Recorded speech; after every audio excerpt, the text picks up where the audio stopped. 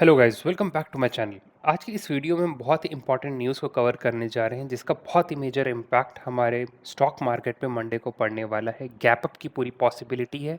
तो आइए इन सारी न्यूज़ को खूब अच्छे इन डेप्थ एनालिसिस करते हैं और समझने की कोशिश करते हैं आखिरकार यूएस सुप्रीम कोर्ट ने ऐसी कौन सी रूलिंग दी है जिसका इम्पैक्ट हमें मंडे को अपने मार्केट पे देखने को मिलेगा। तो बेसिकली ओवरऑल न्यूज़ इससे रिलेटेड है कि यूएस सुप्रीम कोर्ट ने जो डोनाल्ड ट्रंप ने रेसिप्रोकल टैरिफ लगाए थे उसके अगेंस्ट में रूलिंग दी है। ओके। और उसका क्या इम्पैक्ट होगा सेंसेक्स पे, एक्सपोर्टर्स पे, गोल्ड और सिल्वर प्राइसेस पे, ये सब हम इस वीडियो में कवर करने जा रहे हैं। तो एंड तक ज़रूर बने रहिएगा, आपको बहुत कुछ जानने को मिलेगा।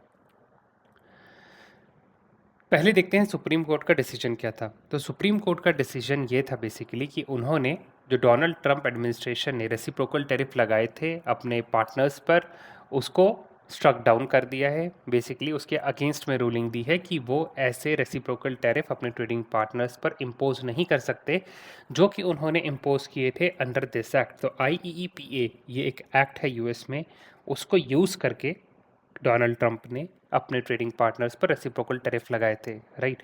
तो कहीं ना कहीं यूएस में भी जैसे इंडिया में कानून होते हैं, तो वहाँ का जो लॉ था, जो एक्ट था, उसको यूज़ करके ही वो अपने ट्रेडिंग पार्टनर्स पे कुछ रेसिप्रोकल टैरिफ लगा सकते थे। तो वो जो एक्ट था वो ये था। राइट। सुप्रीम कोर्ट ने फिलहाल ये कहा है कि आप ये वाला एक्ट यूज़ करके अपने ट्रेडिंग पार्टनर्स पर रेसिप्रोकल टैरिफ नहीं लगा सकते। राइट। उनके हिसाब से, या उन्होंने रूलिंग में ये पास किया है कि प्रेसिडेंट ऑथराइज ही नहीं है ऐसे ब्रॉड टैरिफ लगाने के लिए अपने ट्रेडिंग पार्टनर्स पर। राइट। बट जैसे ही ये सुप्रीम कोर्ट ने रूलिंग दी है उसके बाद ट्रंप ने एडिशनल जितनी भी ग्लोबल कंट्रीज़ हैं सब पर 10% का ग्लोबल टैरिफ लगा दिया है। राइट।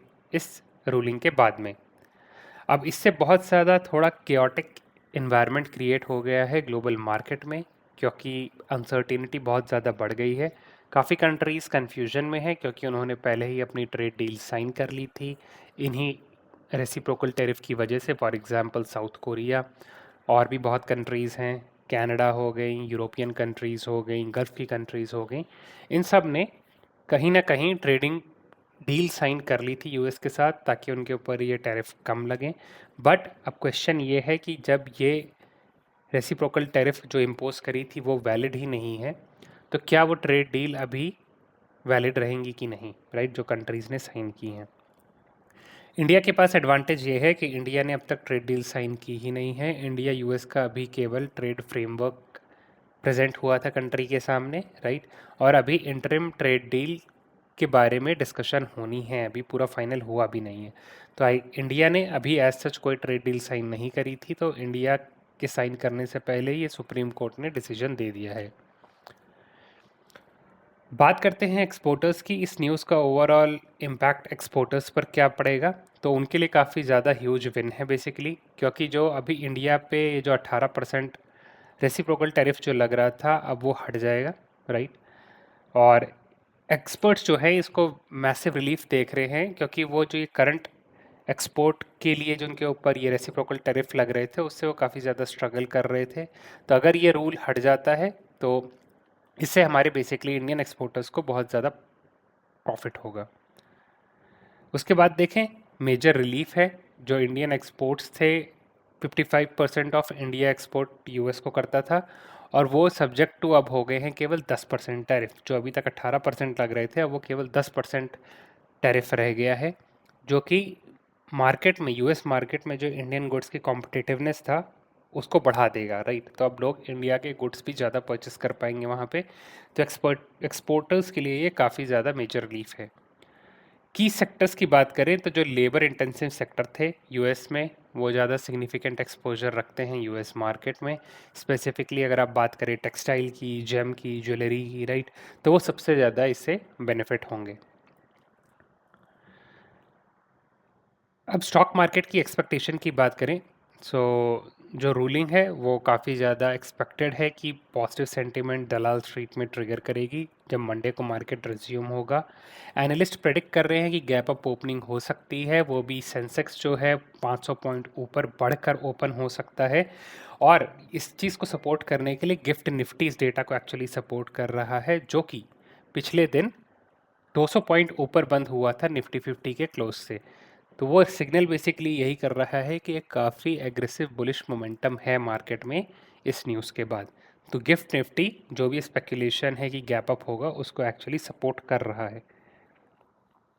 गोल्ड और सिल्वर के बारे में बात करें कि गोल्ड और सिल्वर का ट्रेंड क्या हो सकता है, तो अगर ट्रेड की अनसर्टेनिटी अभी भी है, राइट, जो पॉलिटिकल रिस्क बहुत ज़्यादा है, तो ऐसे केस में हर कोई अपने सेफ हेवन यानी गोल्ड और सिल्वर की तरफ भागता है। गोल्ड की अगर बात करें तो वो अभी भी वेल सपोर्टेड है $4,880 पे, यानी कि 1,49,800 पे अभी वेल सपोर्टेड है। ब्रेकआउट माना जा रहा है कि जो इमीडिएट रेजिस्टेंस है वो $5,120 पर है, और अगर उसको भी पुश करके आगे जाता है तो वो है 5,350 का नेक्स्ट रेजिस्टेंस। यही अगर हम सिल्वर की बात करें तो सिल्वर अभी अपना जो सपोर्ट है वो फाइंड करके रखा है $70 पे, यानी कि इंडियन रुपीस में बात करें तो 2,25,000 सॉरी 2,25,000 पे इंडिया पे, आईएनआर के बेसिस पे अगर आप कन्वर्ट करेंगे तो 2,25,000 पे इंडिया में सपोर्ट है फिलहाल सिल्वर का।